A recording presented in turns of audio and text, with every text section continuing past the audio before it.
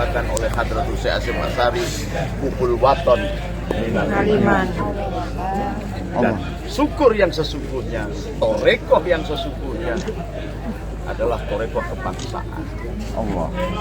Oleh sebab itu sampai dalam pembukaan Undang-Undang Dasar 1945 pada alinea pertama dengan jelas dibikin oleh ulama-ulama NU dengan kata-kata naratif yang sangat luar biasa.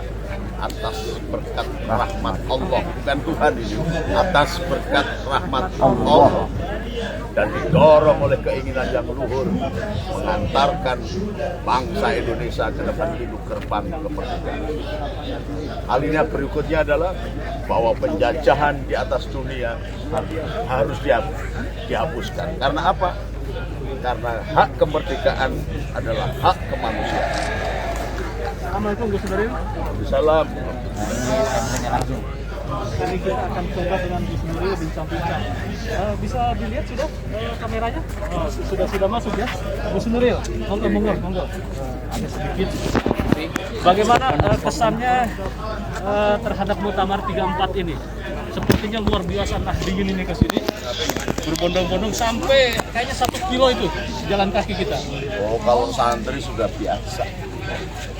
Muktamar ini sama dengan muktamar yang lain, hanya bedanya spirit para kiai dan para santri hampir mirip dengan muktamar pertama di Banjarmasin tahun 1936 ketika para ulama berpikir dan melahirkan sebuah konsep gagasan bahwa kelak ketika kita merdeka akan membentuk negara yang Darussalam, bukan Darul Islam. Artinya adalah memberikan ruang gerak yang sama kepada setiap anak bangsa tanpa membedakan ras, suku, bangsa, dan agama.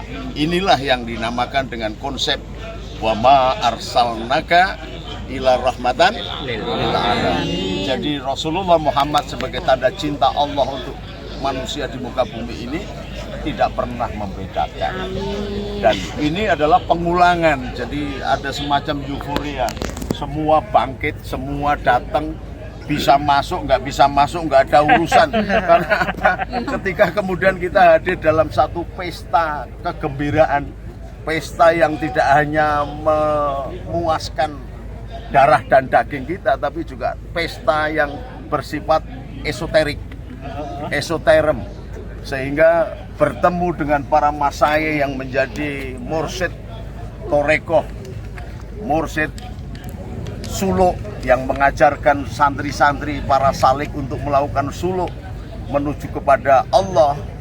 Ini merupakan sebuah kegembiraan. Kami mempercayai bahwa kumpulnya para wali dan ulama ini memberikan vibrasi, percikan cahaya, enlightenment, dan memberikan percikan keberkahan.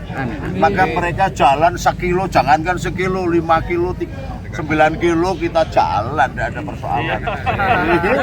Benar apa enggak ini? Ini Gus Nuril itu di channel Gus Nuril kan begitu marah-marah sama orang yang menghina Gus Dur, Kiai Haji Hasyim Asy'ari, kemudian NU. Itu seperti apa sih Gus Nuril memendam rasanya itu? Karena Allah sendiri mengatakan siapa yang memusuhi ulamaku akan berhadapan dengan aku. Itu Allah. Dan kemudian Rasulullah juga mengatakan kebalikannya. Man akrama aliman faqad akramani. Jadi kalau ada orang mencintai ulama sama dengan mencintai aku, Rasulullah. Wa man akramani faqad akramallah. Yang barang siapa mencintai Rasulullah, mencintai aku Rasulullah, sama dengan mencintai Allah. Dan hum fiha indallah taqallal jannah. Mereka semuanya ini akan dimasukkan oleh surga. Amin. Lalu imbalan apa yang kita harus berikan kepada Allah? Kita pamerkan. Maka kekhususan, ketulusan, cinta itulah yang memberikan kita semangat untuk membela Gus Dur dan ulama-ulama yang lain, ulama yang bener loh, ulama pesantren, bukan ulama abal-abal yang semula jadi kontraktor tiba-tiba jadi ulama, bikin al-mutak, bikin istimak 1, 2, 3 sampai 9. Menarik ini Gus. Terus dari manifestasi Muktamar yang ke-34, pesan Gus Nuril untuk anak-anak muda terutama kaum Nahdien seperti apa? Orang tua sedang berpikir bagaimana memajukan Indonesia. Penjaga Indonesia, garda Indonesia yang sesungguhnya adalah ulama-ulama NU. Dengan jutaan santrinya.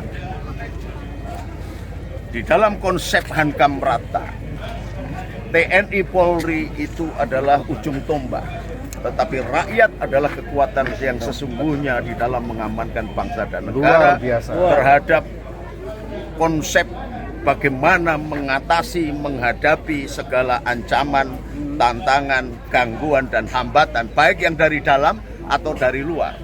Maka oleh sebab itu anak-anak Ansor baik yang di Bansernya, di Pagar Nusanya, di Patriot Garuda Nusantaranya, tidak diperintah pun dia akan bangkit, duduk bersama atau berdiri bersama dengan penuh kesabaran. Baik. Tetapi kalau kesabaran itu ditabrak, kita akan habisi mereka.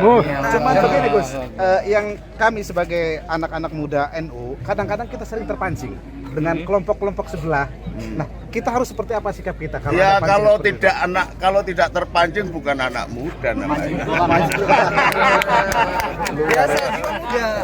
Anak muda harus terpancing dan habisi mereka. Kemudian baru lapor ke kiai. Jadi pukul dulu, baru lapor ke kiai. Jangan lapor ke kiai, kemudian saya mau memukuli mereka. Jangan. Pasti kiai akan ngomong jangan. Innallaha ma'asobirin. luar biasa. Gus, ini kalau mengingat Gus Nuril itu kita ingat dengan Panglima Perang Berani Mati. Nah, itu dia. Pasukan berani mati. Wah, saya pengen bernostalgia itu kan ya. Bagaimana itu ceritanya dulu itu? Ada ucapan Ibnu Abbad. Iya. Hampir kalau dia nabi barangkali jadi hadis. Ya, khidmatu rijali sababul wisoli ila maula mawali. Hormat kepada orang yang mendapatkan kedudukan khusus di mata Allah menjadikan sebab seseorang yang mencintai itu atau yang menghormati itu usul kepada Allah. Ini tingkat makrifat yang paling tinggi. Kalau makrifat hanya sekedar melihat seorang Robiah Adawiyah aja berdoanya, ya Allah masukkan aku di dalam nerakamu sepanjang aku bisa melihat wajahmu. Kalau ini wusul itu ketemu. Betul. Wusul ini ketemu, ini jalan makrifat yang paling sederhana. Maka Pak Dinraka asal melihat Allah, waduh bingung itu. Allah lah ya. Karena ketika kita melihat wajah Allah, neraka nggak ada artinya. Allahu Akbar. Melihat wajah Allah itu surga di atas surga. Bentar, Gus Nuril akan melanjutkan bagaimana waktu dulu itu menjadi pasukan Berani Mati ini. Oh sederhana, ketika kiainya saya bisa ilmu Al-Fatihah karena kiai-kiai. Iya. Nah ilmu Fatihah itu Nabi Khidir aja sampai sekarang masih hidup gara-gara kepengin mendapatkan ilmu Fatihah.